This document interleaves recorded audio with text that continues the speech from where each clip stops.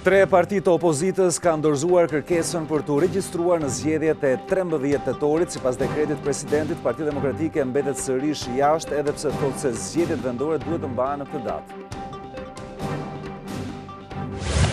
Parlamenti i Kosovës do të shpërndahet më 22 gusht për t'i hapur rrugë mbajtjes së zgjedhjeve të jashtëzakonshme. Shtyrja e shpërndarjes erdhi pas kërkesës Bashkimit Evropian për më shumë kohë për të përgatitur misionin vëzhgues. 4 persona janë shpallur në kërkim për vrasjen e pronarit të një lokali dhe plagosjen e 2 personave të tjerë një ditë më parë në Vlorë. Policia thotë se sherrri që pasoi krimin ndodhi për shkak se njëri nga autorët kaloi me kal në ranishtën e lokalit. Sërish trafik kilometrik në aksin Fushkruj-Thuman, qindra drejtues automjetash kanë pritur mbi 2 orë për të përshkuar 8 kilometra rrugë. Shkak për trafikun është fluksi i madh i papërballueshëm nga ky aks me vetëm 2 kalime.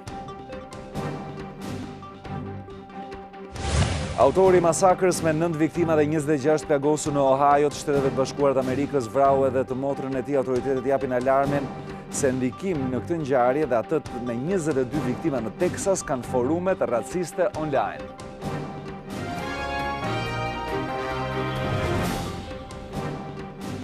Përshëndetje, më mbrëma, mirë se vini në edicionin informativ të orës 19:30 minuta. Këtu në Klan do të jemi së bashku për të njohur me zhvillimet kryesore.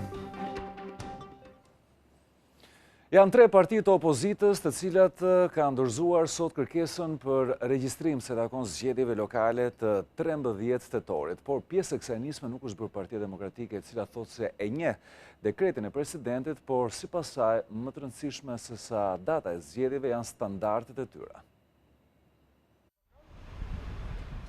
Ditën e skadimit të afatit për regjistrimin në zgjedhjet lokale të dekretuara nga presidenti Meta për të mbajtur në 13 tetor, 3 aleatët e Lulzim Bashës, ashtu si kundër kishin paralajmëruar paraqiten në Komisionin Qendror të Zgjedhjeve kërkesën për të marrë pjesë në proces. Regjistrimi në zgjedhje i Partisë Republikane, asaj agrare, ambientaliste dhe Lëvizjes Socialiste për Integrim vjen pas thirrjes që këto 3 parti dërguan pak ditë më parë KQZ-s, që në respekt të dekretit të kreut të shtetit, të nisë procedurat për organizimin e zgjedhjeve lokale në 13 tetor. Por kërkesës së 3 aleatëve nuk ju bashkua Partia Demokratike. Selia Blu, edhe pse njeh dekretin e presidentit, refuzon të bëhet pjesë e garës. Nënkryetari i Demokratëve Edi Paloka thotë se më shumë se sa data, rëndësi kanë standardet. Gjithë partitë kanë drejtën e tyre të regjistrimit në zgjedhje. Regjistrohemi apo nuk regjistrohemi ne, kjo çështje që varet nga vendimet tona, dhe ne vendimet i kemi marrë. Për ne nuk kanë rëndësi datat e zgjedhjeve, për ne rëndësi kanë standardet e zgjedhjeve. Nuk kemi lëvizur nga ky qendrim. Por kjo nuk i lehtëson institucionet që duhet merren me zgjedhje nga detyrimi kushtetues që kanë dhe që po e shkelin me 2 këmbët. Zgjidhja për daljen nga kriza sipas Palokës duhet të vijë përmes dialogut dhe këtu opozita e ka një kusht për Edi Ramën. Rama si kryeministër nuk mund tulet në tavolinën me Partinë Demokratike dhe me opozitën. Sigurisht, si kryetar i Partisë Socialiste është çështje e tyre, ne nuk mund vendosim kush është kryetari i Partisë Socialiste. Bastin e vënë për mosdaljen e kryebashkiakëve nga zyra deri në mbajtjen e zgjedhjeve të lira e të ndershme. Lulzim Basha e humbi, por nënkryetari i Demokratëve thotë se pushteti lokal u grabit me dhunë nga kryeministri. Presidenti i Republikës, Ilir Meta, ka shqyrtuar sot si qeverinë ashtu edhe opozitën për reagimin që ato kanë patur pas zgjedhjeve që u mbajtën në 30 qershor. Meta tha se të 2 palët kanë shpallur fitoren dhe se pasojat e kësaj po i vuajnë qytetarët dhe se vendit nuk do t'i hapen negociatat. Presidenti i Republikës Ilir Meta ka ironizuar sjelljen politike të mazhorancës dhe opozitës pas 30 qershorit. Në një reagim në rrjetet sociale, presidenti shkruan se të 2 palët flasin për fitore duke gëzuar liderët, por pasojat e rënda penalizojnë Shqipërinë dhe shqiptarët. E kam fjalën për fitoren e vërtet të mazhorancës aktuale që në zgjedhjet e saj të njëanshme dhe të palikshme shpalli fitoren në 100% të bashkive të Shqipërisë si dhe të këshillave bashkiak.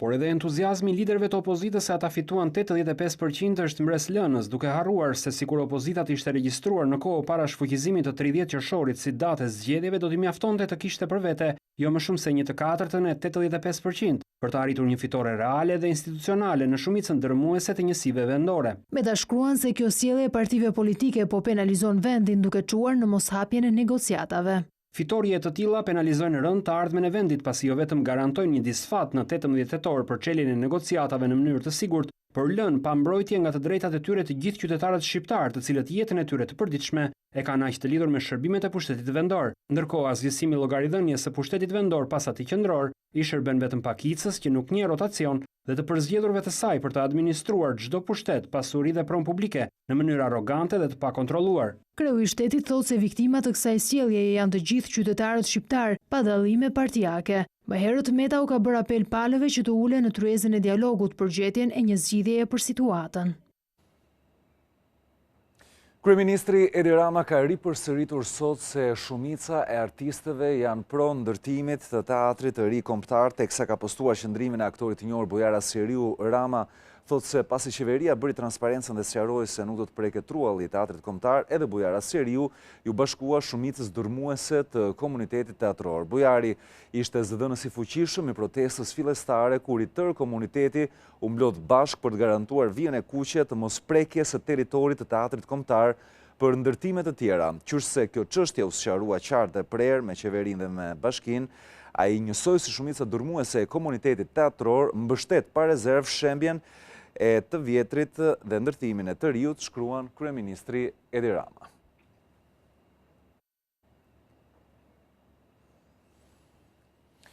Në 22 gusht do t'jetë seanca e fundit e Parlamentit të Kosovës, më pas ai do të shpërndahet për t'i lënë radhën mbajtjes së zgjedhjeve të parakoshme. Me këtë vendim kanë qenë në unison të gjitha partitë atje, megjithatë më shumë detaje na jep Blerta Dalloshi Berisha.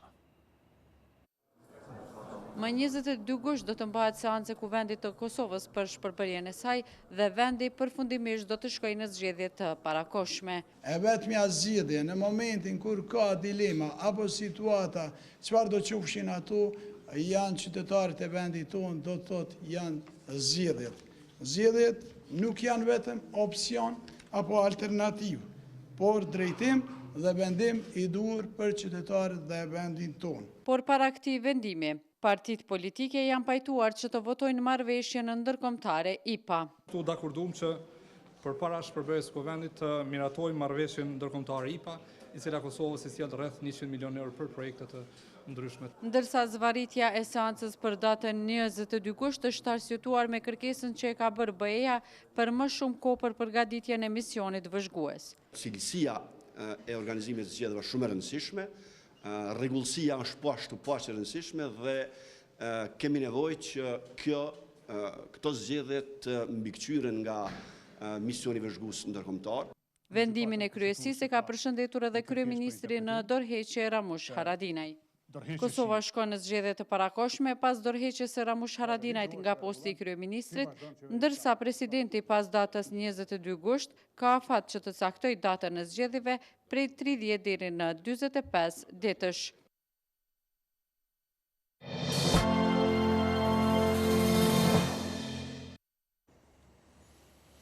Policia e Vlorës ka zbardhur ngjarjen ku mbrëmjen e djeshme një person humbi jetën dhe 2 të tjerë mbetën të plagosur. Sipas autoriteteve policore, në kërkim janë shpallur 4 persona dhe se shkaku i ngjarjes së rënd është bërë një kal.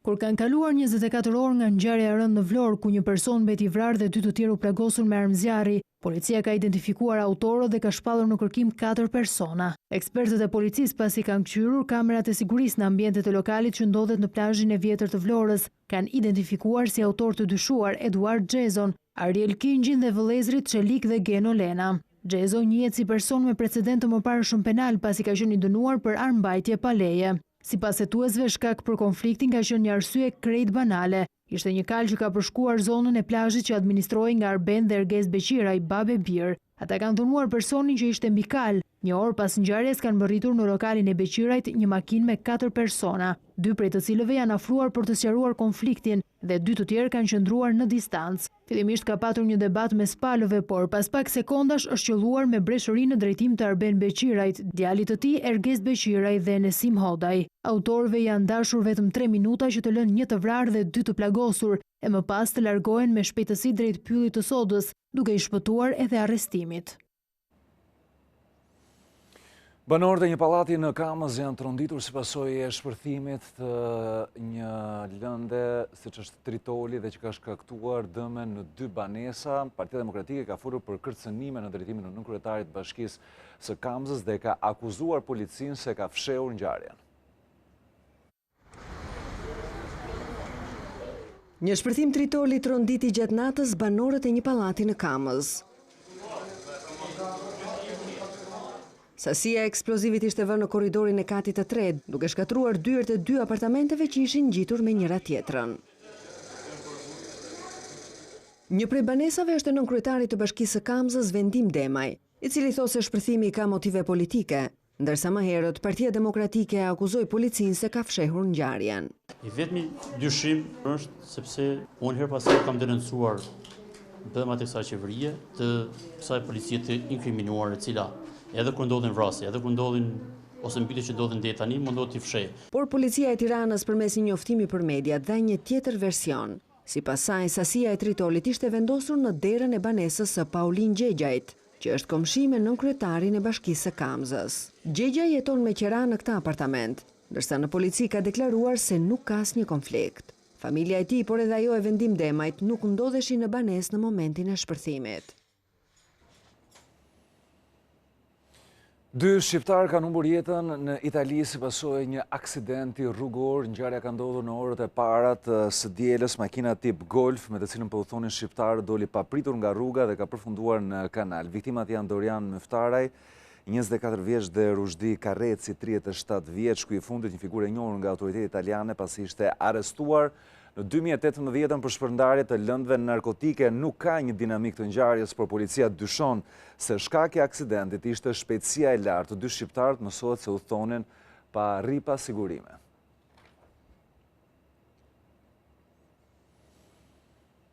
Do shkojmë tani me informacionet tona në Maqedoninë e Veriut. Do të flasim për aksidentet rrugore ku vetëm në 6 muaj aty si pasojë këtyre aksidenteve kanë ndërruar jetë 69 persona. Shkaqet lidhen me shpejtësinë te normave të lejuara, njëkohësisht edhe me përdorimin e alkoolit. Këto janë pamjet e aksidentit tragjik që ndodhën më 13 shkurt të këtij viti në autostradën Shkup-Tetov. Disa të involvuar në këtë aksident tashmë janë të akuzuar se në mënyrë të drejtë për drejtë kanë kontribuar për vdekjen e 16 personave, kur autobusi i kompanisë Durmoturs doli nga rruga dhe u rrokullis në Humner, mes tyre vozitësi dhe pronari i kompanisë. Gjatë ekspertizës është vërtetuar se shpejtësia dhe gjendja jo e rregull teknike e autobusit kanë qenë shkaktar të këtij aksidenti tragjik.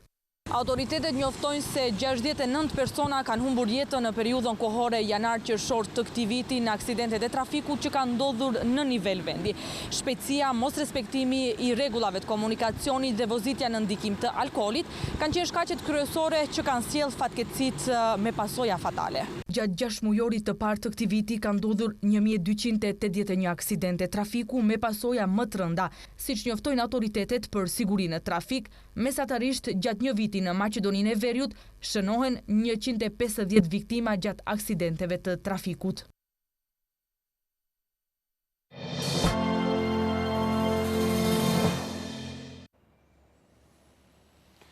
Në aksin Fushkruj Thuman është regjistruar sërish një trafik kilometrik për të përshkuar vetëm 8 km rrugë drejtuesve të automjeteve u janë dashur më shumë se 2 orë. Shkaqet lidhen me fluksin e madh të lëvizjeve të automjeteve, por edhe me faktin se ky aks është vetëm me 2 kalime.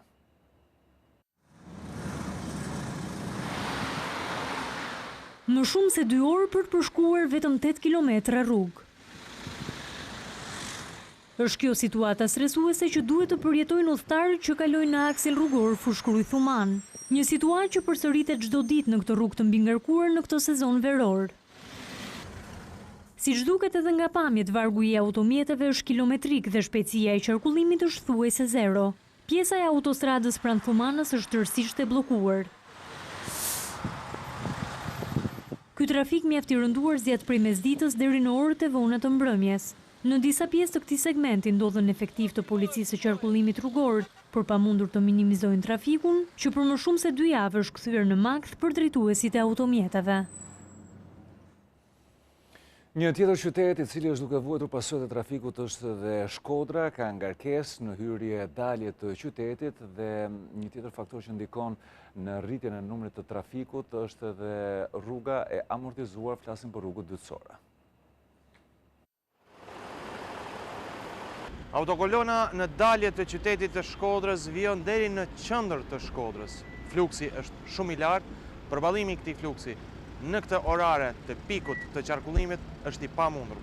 Të evitosh fluksin dhe të dalësh nga Shkodra duhet të gjesh rrugë alternative. Një i tillë është edhe segmenti që lidh lagjen Tepe me atë të Ajas në këtë qytet. Shumë pak automjete e din këtë segment rrugor për shkak të vështirësive, por që për të shmangur trafikun detyrohen disa edhe të kalojnë nga kjo rrugë. Problemi më i madh është tek ura e re Bunës. Problematika më e madhe krijohet këtu në këtë pikë e cila, siç duket, nuk arrin të përballojë fluksin e lartë të automjeteve. Rrim një orë në trafik këtu mor. Prej qysh te Zeqo deri këtu është bllokuar komplet. Gjysë orë. A është normale për ju? Jo, sa normale, po s'kem ç'a bajm.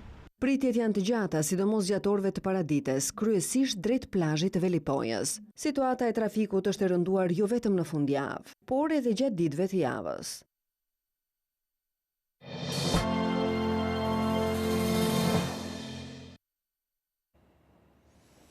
Do të ketë një rritje të gjobave për të gjitha bizneset të cilat nuk e lëshojnë kuponin tatimor, madje për bizneset të cilat do të kapen në shkelje të përsëritur, gjoba do të jetë akoma edhe më e madhe.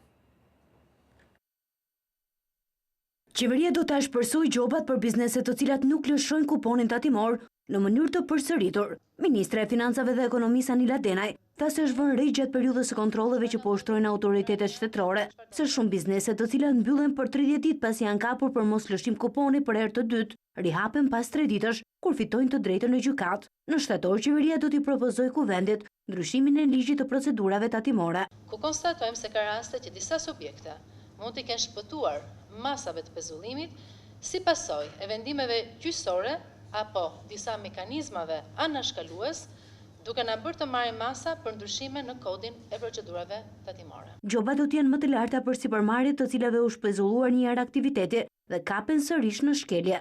Neve më tej do të vazhdojmë të përshkallëzojmë edhe marrjen e masave, pak më në aspekt rritjes së gjobës.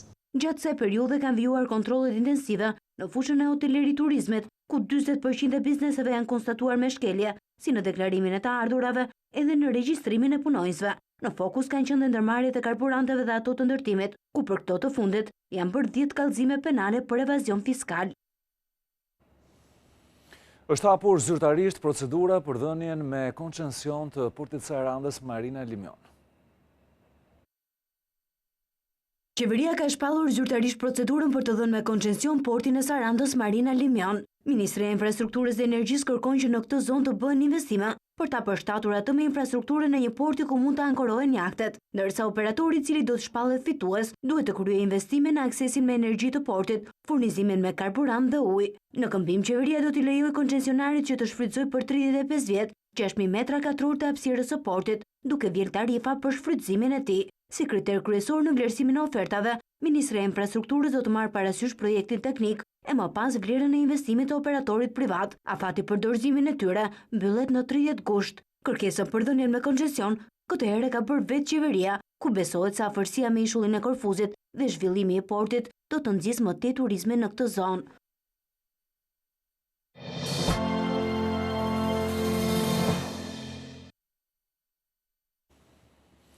Administrimi i plazheve do t'i kalojë një kompanie publike e cila do të jetë në varësinë e qeverisë. Kjo sipas procedurave të cilat aktualisht ndiqen edhe nga qeveria e Malit Zi.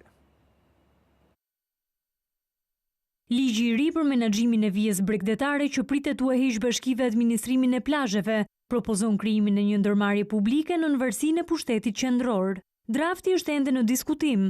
Por burime nga Ministria e Turizmit bëjnë të ditur se ka nisur puna për hartimin e ndryshimeve ligjore që pritet të depozitohen në kuvend brenda muajit shtator. Për hartimin e ligjit të ri të menaxhimit të vijës bregdetare dhe breg liqenore, po shqyrtohen momentalisht disa modele të huaja përfshirë edhe modelin malazez. Në vendin fqinj, është drejtoria e të mirave detare ajo që bën menaxhimin e këtyre zonave, një strukturë kjo nën varësinë e pushtetit qendror. Sipas ligjit në fuqi, plazhet private dhe publike duhet të jenë në raportin 80-20, por kjo gjë nuk është respektuar nga subjektet private dhe as nga bashkitë që kanë detyrimin të ndërmarrin masa. Ka qenë policia e shtetit që edhe këtë të hënë ka vijuar aksionin për lirimin e hapësirave publike në Bregdet, të zaptuara në mënyrë të palishme. Gjatë operacionit të shtrirë në fundjavë në Ksamil Himar Vlore Divjak, u proceduan penalisht 6 pronar subjektesh, 5 në qarkun Vlorë dhe 1 në Divjak. E njëjta masë u mori dhe ndaj kryetarit të bashkisë së Sarandës, Jorgo Mitro, pasi ai nuk ka ekzekutuar vendimin e kryetarit të bashkisë Sarandë për lirimin e një sipërfaqeje plazhi publik prej 600 metër katror në Ksamil. Në Himar ka nisur një projekt i ri për administrimin e plerave, madje Ministri Blendi Klosi ka deklaruar se shumë shpejt do të jetë gati edhe një stacion riciklime. Himara është pajisur me 700 kosha që do të shërbejnë për ndarjen e mbetjeve që në burim, ndërsa shumë shpejt do të jetë gati edhe stacioni i riciklimit dhe grumbullimit të mbetjeve në Vumblo. Fillimi i punimeve për ndërtimin e fushës së stabilizimit dhe riciklimit të mbetjeve në stacionin e transferimit u inspektua nga Ministri i Mjedisit dhe Turizmit Blendi Klosi. Është bërë një investim për 2 aspekte. E para për ndarjen në burim të gjitha mbetjeve dhe për të siguruar riciklim në masë të madhe të mbetjeve të Bashkisë Himar, po ashtu një stacion tranzitor i mbetjeve për Bashkinë e Himarës, i cili do të garantoj edhe bashkinë, edhe sipërmarrësin privat, që kostot do të më shumë se sa përgjysmohet. Sensibilizimi i qytetarëve për të ndarë mbetjet në burim sipas ministrit është detyrë e qeverisë Bashkisë Himar, por edhe të rinjve të projektit Smile Albania. Në qoftë se do të jemi të gjithë bashku në këtë përpjekje në këtë sezon, besoj do të kemi shumë të pasur Himarën, por një model shumë mirë që do duam ta implementojmë në disa bashki tjera bregdetare. Prej vitesh mbetjet urbane të qytetit të Himarës transportoheshin në landfillin e Bajkaj, ndaj ky investim do të reduktojë edhe sasinë e mbetjeve që shkonin në këtë landfill, duke ulur kështu kostot. Këtë vit shkollor do të përfitojnë libra falas edhe nxënësit e klasave të 5-ta, mësohet se nuk do të ketë penalitete për ata të cilët kanë dëmtuar librat e një viti më parë. Procesi i shpërndarjes së teksteve shkollore falas këtë vit do të përfshijë edhe klasën e 5. Qeveria ka miratuar vendimin në bazë të së cilit nxënësit e ciklit fillor do të marrin libra falas në përdorim. 20% e librave që do të shpërndahen do të jenë të rinj, ndërsa 80% janë tekste që u përdorën një vit më parë nga nxënësit dhe u rikthyen në fund të vitit.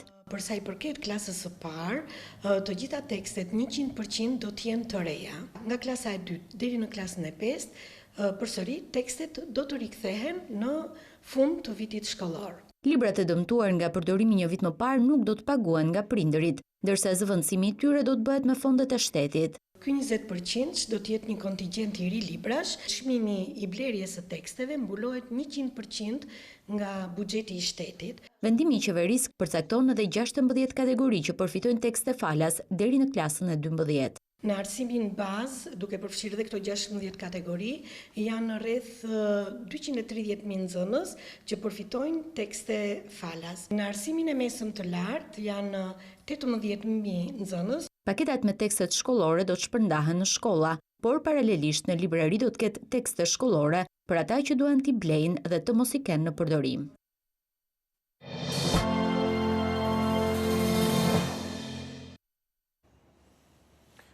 Autori masakrës me 9 viktima dhe 26 të plagosur në Ohio të Shteteve të Bashkuara të Amerikës ka vrarë dhe të motrën e tij. Autoritetet japin alarmin se ndikim në këto masakra kanë forumet raciste online.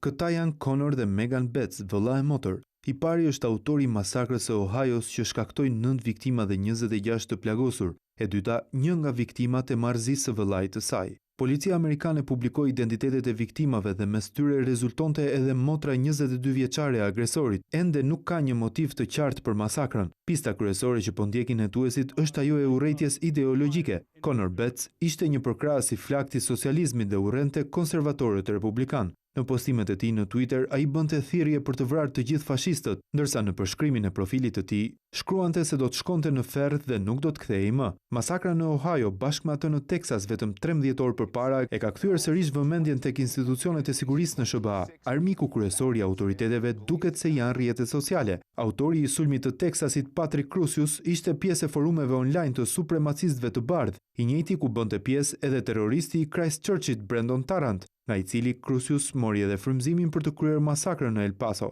Sipas hetuesve amerikan, këto forume janë 22 herë më të mëdha se rrjetet xhihadiste online dhe përbëjnë një kërcënim serioz për sigurinë. Presidenti amerikan Donald Trump dënoi ashpër sulmet dhe i cilësoi të smur mendor autorët. Mbi shefin e shtëpisë së bardhë kanë vërshuar një lumë kritikash nga demokratët, mbi tregtinë dhe liberalizimin e armëve.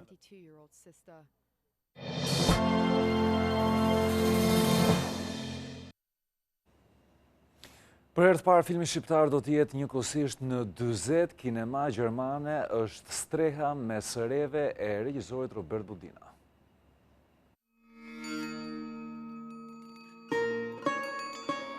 Streha me sëreve do të jetë filmi shqiptar që do të pushtojë kinemat në Gjermani. Nga shtatori do të shfaqet në 40 kinema atje. Një arritje e parë kjo për prodhimin ton kinematografik në tregun evropian. Shmo buri edhe o të hodhe ide për me dalë qefin asaj.